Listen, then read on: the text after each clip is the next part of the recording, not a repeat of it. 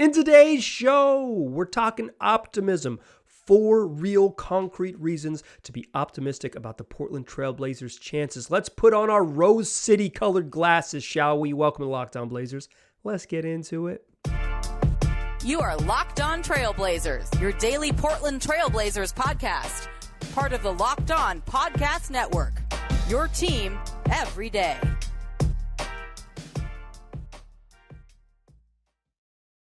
What up, world? It's your past first point guard and Trailblazers reporter, Mike Richmond. You're listening to another episode of Locked On Blazers, part of the Locked On Podcast Network, available wherever you get podcasts and also on YouTube. Thanks for making this show your first listen every day. Free on all platforms, 5 days a week, the only daily Trailblazers podcast. Start your day every day listening to Locked On Blazers. Make it your first listen. It's your team every day. Today's show, we're loading up the optimism cannon, and I'm coming with 4 reasons to be optimistic, real-life optimistic about the Portland Trail Blazers. If you listen to yesterday's show, coming off a ugly, kind of disheartening, for me, loss to the Sacramento Kings, I kind of laid out my feelings about where this team's at, and I was pessimistic. And I'm a naturally pessimistic person. That's kind of just the realm that I operate in. Particularly as a sports fan, I'm a naturally pessimistic sports fan.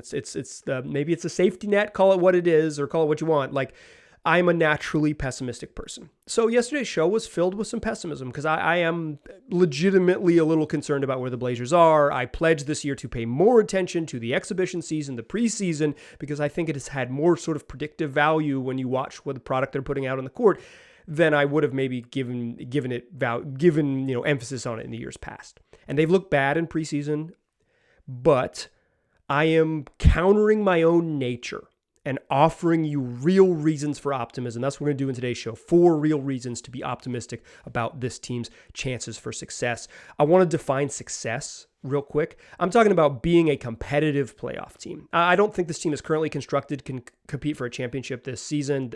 They don't think that either internally.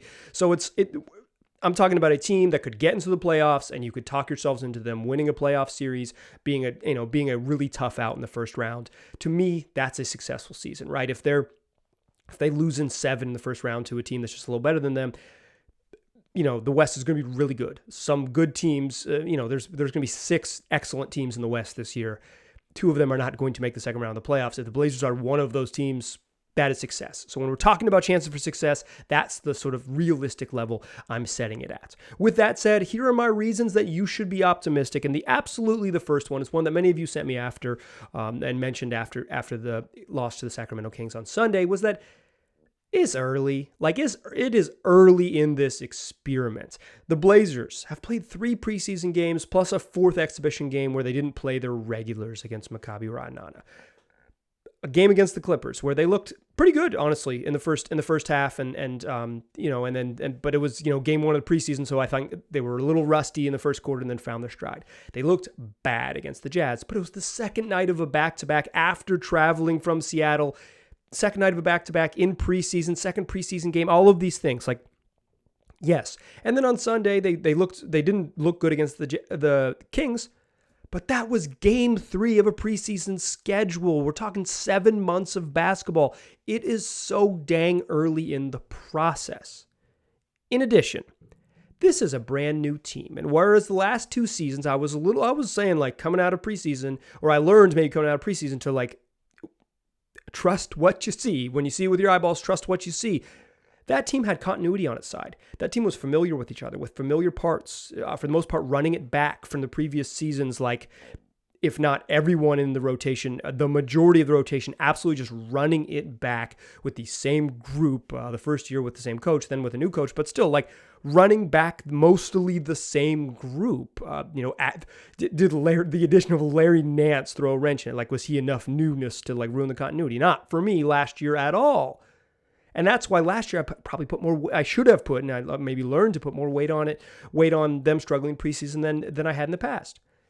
This year, they do not have that continuity. They do not have that familiarity. This is a brand new team, particularly when you talk about them playing alongside Damian Lillard.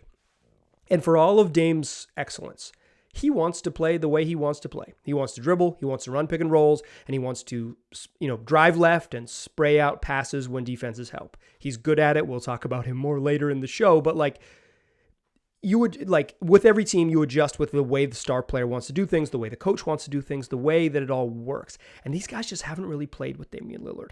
Jeremy Grant, 0 minutes prior to this exhibition season. You know, you can call Team USA, but it's not this, and it's not Dame's team when it's Team USA.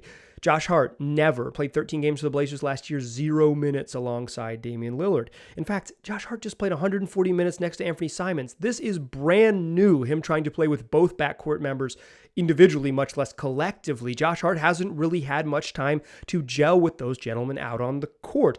Anthony Simons has played just shy of 1,600 minutes of about career 4,400 minutes next to Dame. It's 36% of his career minutes. That's if you include the postseason games as well in both of their careers.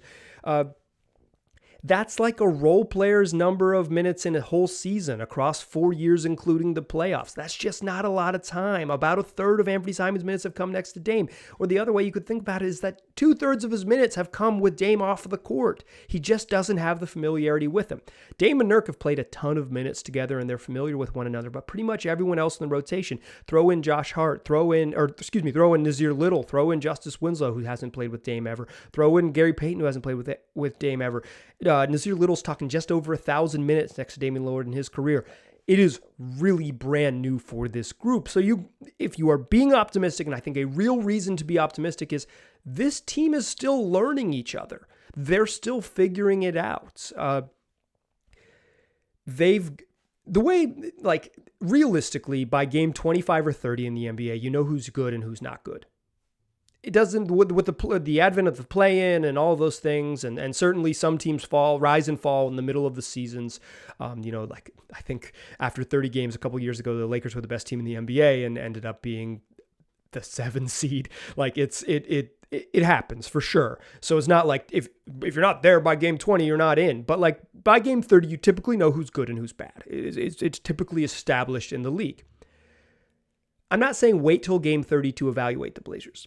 What I'm saying is they have a little bit of time to figure this out. And if you're being optimistic about their chances, what they've played in 3 exhibition games does not define what they will do in 82 regular season games and beyond if they get there. What it suggests is that right now they've got a ways to go, but if you look at the reality of the roster, of course they got a long way to go. They don't know each other that well, and the group that's playing together, like the group of Damian Lillard, Anthony Simons, Josh Hart, Jeremy Grant, and Yusuf Nurkic, that group, the Blazers' 5 best players, they're going to play a bunch of minutes together, have basically no familiarity playing with one another except for, Ant and Nurk and Damon Nurk. But even that trio has played very limited minutes together if you're talking about the Blazers' incumbent players from last year. Josh Hart and Jeremy Grant are brand new to this. This is all brand new. One of the real reasons for optimism is it's 3 dang preseason games.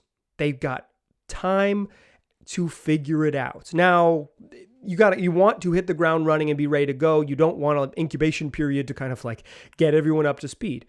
But it is a reality of the team that if you're optimistic about their chances in March and April, what they do in October will not define what happens in March. It's just 5 months into the future, and it's a lot of basketball away. That's not even talking about potential roster changes or anything like that. That's just assuming this group gets on the court and gets to play together. There's reason to believe they can be better together with more familiarity. I got more reasons for optimism, including someone we haven't seen on the court yet. Gary Payton II was brought here to be a game changer. Let's talk about him in the second segment. But first, let me tell you about Built Bar. Bar is the best tasting protein bar on the market. Like the best that there is.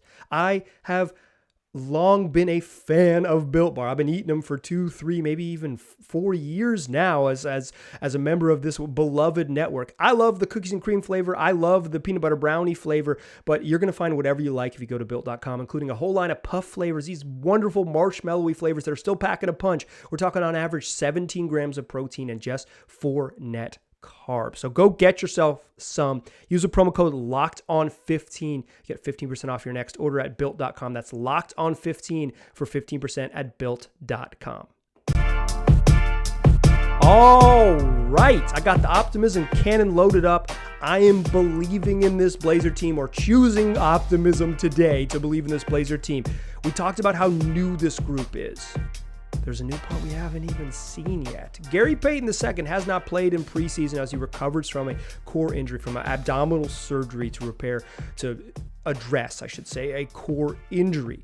And Gary Payton was brought in here to be the type of defensive answer the Blazers need. Their defense has not looked good in preseason, let's be clear. But they're also missing one of the players who figures to be one of their most impactful defenders. One of their best wing defenders they've had since Wesley Matthews. One of the best wing defenders in the league. In fact, if Payton had played another 300 minutes during the regular season, he would have been the league's leader in steal percentage. The steal percentage was 3.8%, which would have been the top mark in the league in steal percentage. But he didn't quite qualify based on the way league leaders. He's, 200 or 300 minutes short of qualifying for the league leaders. That means if Payton just gets on the court more and plays at a similar defensive level in terms of causing turnovers, getting steals, you're talking like the best theft man in the league. He grades out according to Cleaning the Glass among combo guards as 99th percentile in steals and 100th percentile in blocks. He's as good as they get at defensive playmaking at his position. He would have led everyone in the league in steal percentage. His block percentage, he would have been one of 15 players in the NBA to have a steal percentage over 3 and a block percentage over 1. There just aren't many dudes who are making plays. That's a percentage of defensive possessions that you end with a steal or a block. There's just not that many dudes that are pushing up 5% of defensive possessions with a steal or a block. He is absolutely one of the best defensive playmakers in the league. He can guard up a couple positions. You can put him on tough ball handlers at, up to a certain size, probably not like 40 minutes on LeBron James, but up to a certain size of, 6'4", 6'5", and say, Devin Booker's coming to town. We have someone to guard him, and they've been missing that. That is exactly the reason you give Gary Payton II the full mid-level exception. It's why you hard cap the team. You make a real financial decision. Okay, we are going to lose some of our beloved flexibility we have to improve the roster because we don't think there's an opportunity to get someone this good in the future. If there's a reason for optimism, it's that Gary Payton II has not stepped on the floor.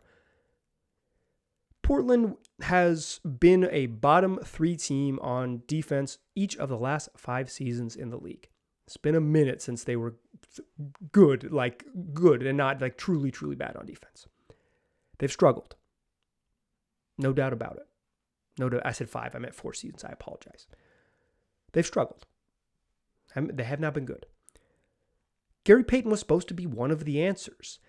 And with defense, I think in general, it's a cascading effect. It's not like Payton is the answer, but it starts to cascade down. Okay, Gary Payton is really becoming a problem here, so we need to go somewhere else. With the opposing team says we need to go somewhere else. We need to get away from this matchup. Well, if you can take away a matchup or make one matchup a disadvantage, it allows your lesser defenders to have less responsibility. You're not even hiding them necessarily. They might even still get hunted in the actions, but it takes away options from your team. And a good defender props up other good defenders. Jeremy Grant's going to look like a better defensive player when he's got Gary Payton back there too. Yusuf Nurkic is a great interior defender. He struggles on the perimeter. Add a better perimeter defender in front of Yusuf Nurkic, his strengths around the rim will be highlighted. He doesn't have to cover up other mistakes if there's one less person out there making mistakes. It also just allows the Blazers to say, hey, let's put out a really good defensive lineup, something they have not been able to do in a while. But imagine something to the effect of Dame, Gary Payton, Justice Winslow, Jeremy Grant, Yusuf Nurkic, or imagine something to the effect of a full bench lineup of Josh Hart, Gary Payton, Justice Winslow, Nazir Little, and Yusuf Nurkic.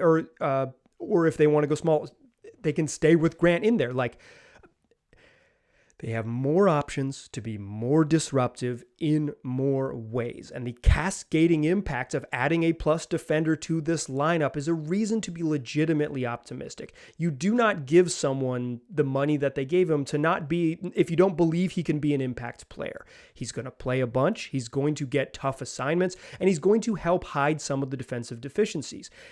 If you cast Josh Hart as your number one wing stopper in a lineup, it can be a problem. If you cast Josh Hart as your other help defender on the opposite side, when you have Jeremy Grant guarding the best wing and Gary Payton guarding the best ball handler, and then Josh Hart roaming as another player and Yusuf Nurkic protecting the rim, all of a sudden you've got plus defenders. You might even have an above average defense for significant minutes of the game, something the Blazers just have not been able to brag about for a while. Gary Payton is a legitimate reason for optimism. Even as a low-minute player, you're putting someone out there who has graded out as one of the best just defensive playmakers, a guy who can get steals and get a team out into transition. That helps your defense. That gets you easy buckets on the other end. Adding a Blazers team that can truly run because they get more steals. One of the reasons they haven't run in the past, they just don't get a lot of steals. This is an impact player who we haven't seen. So all of the judgments that maybe one particular podcaster who's currently wearing a blue shirt on the YouTube channel was a little bit worried about in yesterday's program, well, that can easily go out the window by upgrading who plays. The most important thing a coach does is put good players on the floor. And if you have more good players to put on the floor, you can look like a better basketball team. Be optimistic about what Gary Payton could potentially bring to the team, because he looks like someone who can help, and we just haven't seen him. And if he can help, it makes everyone else's job so much easier. I got two more reasons for optimism: youngsters and a real darn solid veteran, like a Hall of Fame type veteran. You might have heard of him. Let's talk about all of those in the third segment. But first, I want to tell you about Prize Picks. It's daily fantasy made easy. I've played Prize Picks. I use the app, but you can also go to prizepicks.com and check it out. And here's how it works. You pick 2 to 5 players, and then based on their projections, whether they land above or below the projected line for things like points, rebounds, assists, blocks, steals, you'll find it all there if you're betting on NBA folks or making NBA projections. And you're not competing against other people. It's just you versus the Prize Picks projections. And if you don't want to do the NBA, they got NFL. They will have MLB during the playoffs, NHL when they get going, college football, college basketball season when you start, soccer, anything you're looking for, you're going to find it. You can make an entry in just 60 seconds. And then you can get your money quickly, too, with safe and fast withdrawals. It's available here in Oregon. It's also available in 30 other states as well as Canada. So why don't you go to prizepicks.com or download the app right now to sign up for daily fantasy sports. And if you're a first-time user, you can receive a 100% instant deposit match on up to $100 with the promo code LOCKEDON. If you deposit $100, Prize Picks will give you $100. If you deposit $50, Prize Picks will give you $50. Don't forget to enter the promo code LOCKEDON at sign up for an instant deposit match of up to $100. Still a pass first point guard. I'm still Mike Richmond, and you are still listening to Locked On Blazers. I got 2 more reasons loaded up in the Optimism cannon. Let's fire that bad boy, shall we? The next reason for optimism is the Blazers have some promising youngsters in the back half of the rotation, the back half of the bench. Keon Johnson has been a revelation. Keon Johnson was a bad NBA basketball player last year. Bad. Not anything other than that. He was bad. He was struggled. You know what he's been this year? A straight up NBA player. He has taken a massive leap from when you just think about where he was in April of last season to October. If you think that Keon is going to play on opening night. If GP is not healthy, Keon is in the rotation and going to play. And he's been effective in preseason. He's been pretty good. I'm not worried about the Keon minutes because his athleticism, his interest in defense, he's shown some better playmaking chops. He can shoot a little bit. His decision-making has been better. He's taken a leap. Second-year leapage, as they say, to quote my man La Murray of The Athletic. He's taken a leap. If you're being optimistic about the Blazers, it's that they have a young guy who has improved so drastically in the last 8 months that if he takes a similar leap over the next 8 months, he's going to be a darn good basketball player. And guess what? He's young enough at just 20 and not turning 21 till the spring that he could easily improve that significant amount. He was a raw project coming into the league that looked like it, and now he looks like he could be a steady contributor to the back half of the rotation. If you are optimistic about the Trailblazers, Keon Johnson absolutely has to be on your list because he can help. He can play. Keon's pretty good.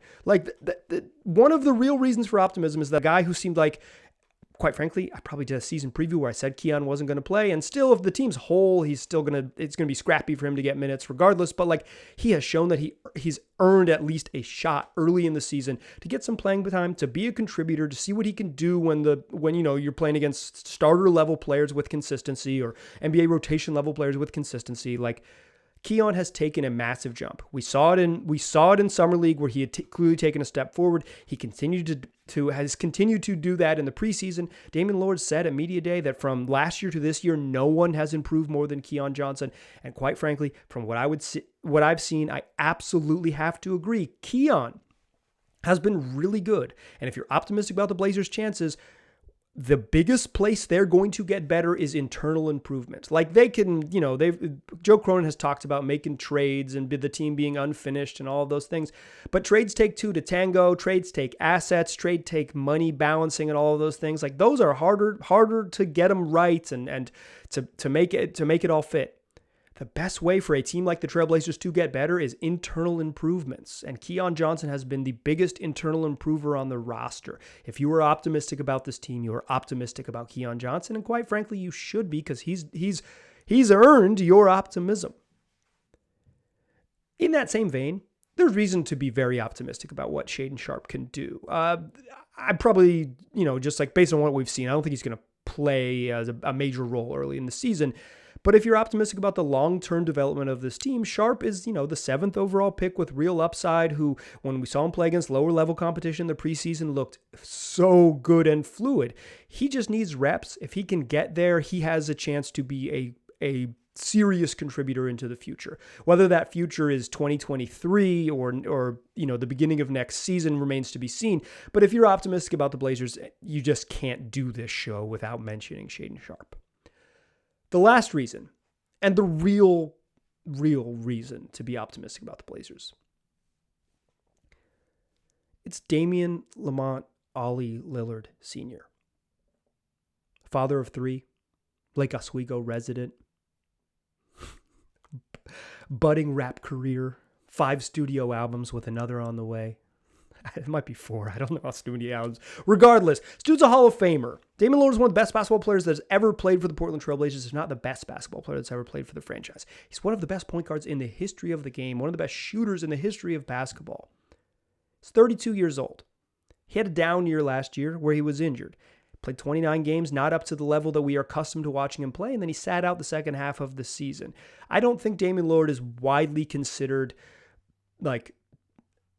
fallen off around the league. But I do think in general, there is a perception that, maybe Father Time has caught up with Dame. And let me tell you this. If you're optimistic about Damian Lillard, you just watch Steph Curry at 34 years old be pretty darn good at basketball. The way the league works now, point guards who can really shoot it, guards who can really shoot it, and particularly star guards, that's who, extends their longevity. Look at like Hall of Famer types, the Chris Paul and the Steph Currys before him. They continue into their 30s being elite basketball players. Perhaps different than they were in the past. And I don't think Dame's at that level where you have to talk about it's so physically different for him. I do not think that. I just think this. He's an all-star level player. He's a Hall of Fame level player. And if you're optimistic about the Portland Trailblazers, that you think Damian Lillard is just as good as he was the last time he was healthy. And I think that is a totally reasonable thing to think, that Dame is averaging something like 28 points and 7 rebounds. He has consistently made the Blazers players around him better, either by virtue of improving as a playmaker pretty much every year of his career, or just by being a terrifying proposition for other players other teams to have to guard. If you're optimistic about the Trailblazers, you are optimistic about Damian Lamonte Ollie Lillard Sr. This isn't even, the reason I didn't lead with Dame is because it's not a hot take to say you should be optimistic about the Blazers because their best player is still their best player. But I think sometimes when we get caught up in, this doesn't work and this doesn't work, Dame didn't play well on Sunday night against the Kings. He's going to have some stinkers this year. That's how basketball works. But if you, over the course of 82 games, you are banking on Damian Lillard being the best player on the court something like 65 times or more, because that's how good he can be, is that on so many nights, there is no one better. His highs are higher than anyone else's. The level he can touch is better and more effective than anyone else's. If you are optimistic about the Portland Trail Blazers, you are optimistic about Dame. And quite frankly, I'm optimistic about Dame being back to the level. Do I think Dame's going to have, let me be clear. Do I think Dame's going to have the best year of his career at 32? No, I don't. It's just unlikely. Few players follow that path.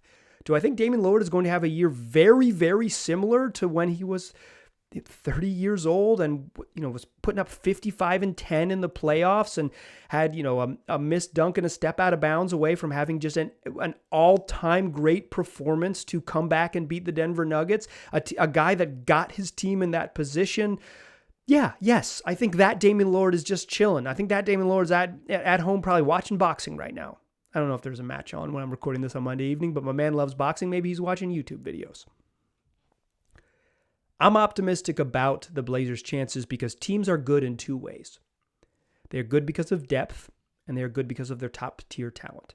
I don't think the Blazers have the depth to tout that's going to be the reason that they get where they want to go. But Damian Lillard is still in that top tier. He is still one of the best players in the league, and I have faith in him performing at that level pretty much every night and carrying the Blazers along with him. He's done it a bunch. I am confident I will get to watch him do it again. If you're confident about the Blazers, you're confident about Dame, you're confident about Keon, you're confident about the addition of Gary Payton II, and you know that it's only been just 3 preseason games and we are so darn early in this process. That's reasons to be optimistic. Real reasons for optimism heading into the season. So if you listened to yesterday's show and you said, damn, this dude's a hater, remember that I can find it for you. I can load up that optimism cannon and shoot it into the crowd like, oh, so many t-shirts. That's the cannon I'm imagining, by the way, is the t-shirt cannon. That's what the optimism cannon looks like. Thanks for listening to today's show. We got more fun shows later this week. We'll talk the Blazers' final preseason game. We got over-unders coming in the future, and we'll do a full season preview, our final season preview of Damian Lamonte Ollie Lillard to close the week. Come back for all of those shows, and it'll be a whole bunch of fun. And tell your friends to do the same. How about you make it your first listen every day? Tell your friends to make it their first listen. Then by the time he gets a lunch, you'll have something to chat about. Free on all platforms, 5 days a week. Check it out. It's your team every day. Second listen, check out Locked On Fantasy Basketball with Josh Lloyd. You're just going to do better at fantasy basketball if you listen to Josh. Dude is a wealth of knowledge, and nobody's doing it better. Check that out. Available on all platforms or wherever you get podcasts. I mean, also YouTube is what I wanted to plug as well. Josh is killing it over on his YouTube channel. I appreciate you listening. I'll talk to you soon.